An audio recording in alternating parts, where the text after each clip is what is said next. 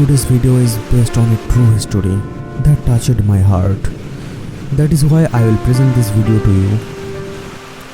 It had been raining since morning and the sky was getting darker and darker as the time went on. The roads are covered with muddy. I have just finished my breakfast and resting on a chair. Just then my eyes fell on a narrow alleyway. A boy pushing his three-wheeler to the muddy road. Maybe he wasted all his energy to get the car to my house. I had no trouble to realize that he might have a problem with his car. This battery-powered car was gifted to him by a great man, which I heard from his mouth. And he earned some money by selling some flour through this car. And guys, this car is powered by two 12-volt batteries. And after I inspected the whole car in a complete way, I realized that the controller was completely damaged. Then I opened the controller and saw that everything inside was burned, even the PWM generated IC. It is no longer possible to fix it, as such IC are not available in our India, and buying a new controller is almost impossible for this poor person, because Amazon price is at least 1700 rupees. Think about it, he is struggling every moment with his life to survive. One man helping another is the law of nature. So in this case, I will definitely try to help this person here. So I will try to make how to make a beautiful DC 24-volt controller at a very low cost.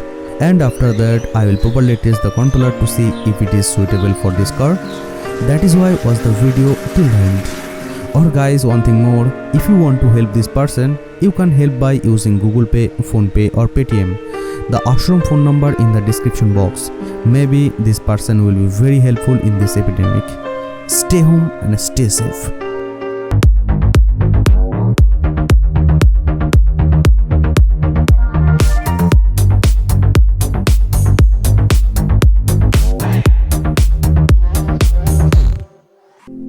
This video has been sponsored by JLC PCB. This company make prototype PCB with new generation technology.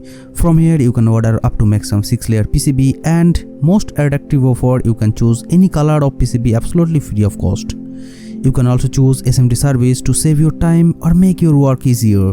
And of course you can enjoy worldwide shipping in just 7 days. All those fun offer you can enjoy for just $2. I must say, for additional information you can visit their website.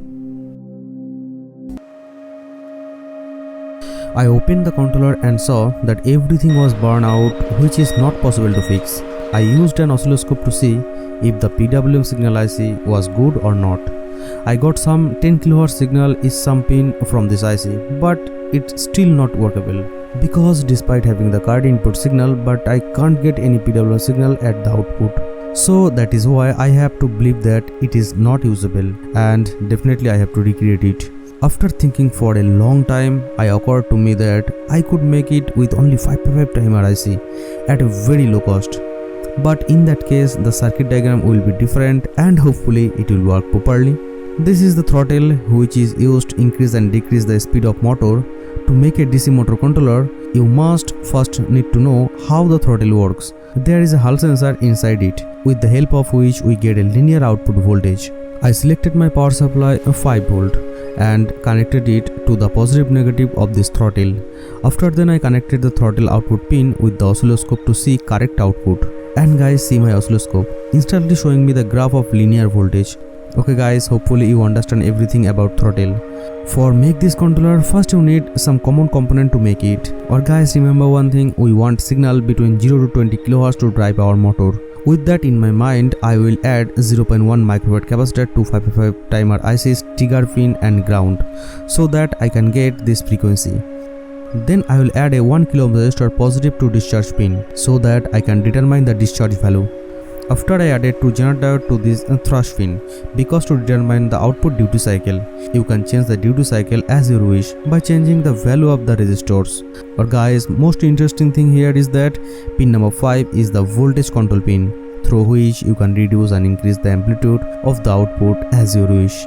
As a result, the duty cycle and frequency will not change, so I need to add the throttle output linear signal to this pin. So that is why I will use a NPN transistor here to amplify the throttle signal. For now, this is our PWM generated circuit.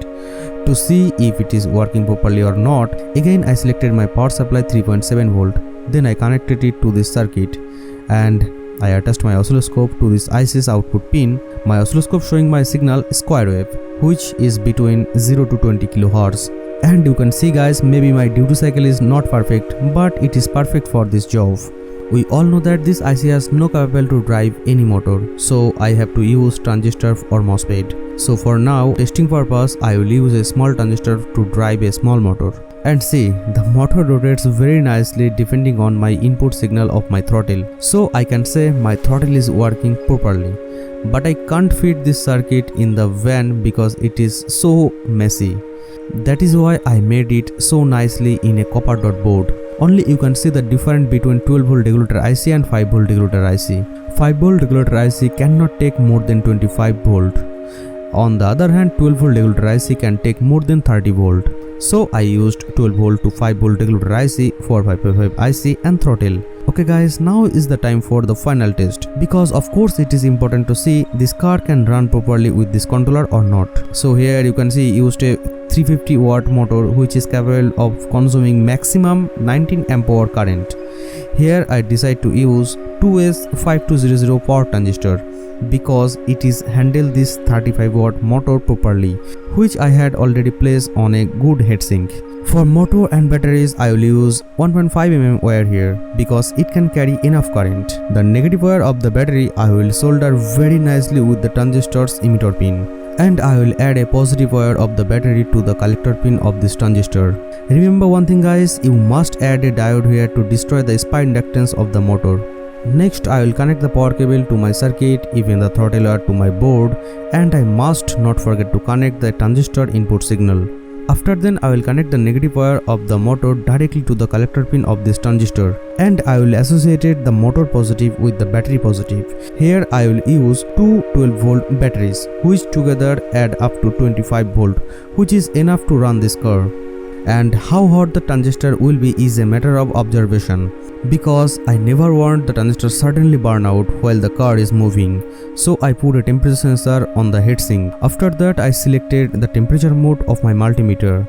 Then I struck the positive and negative wire of my controller with these batteries, so I could test it. And see guys, whenever I turn the throttle, the wheel of my van turned very nicely without any difficulty, and it is respond correctly to my throttle. And if I wish, I can reduce the speed and increase it. And the more good news is that I ran this motor 5 minutes continuously and my heatsink did not get hotter than 40 degrees centigrade, which is a good sign. You know guys, it was running without any load. Let's check it once with the load, and see the car is moving a little forward just when I am turning the throttle, and that means everything is working properly. So guys, this is for today, hopefully through which you can gain some general knowledge about this e-bike controller. If you learned something new, then subscribe my channel. Don't forget to press the bell icon. See you in the next video. Stay home and stay safe.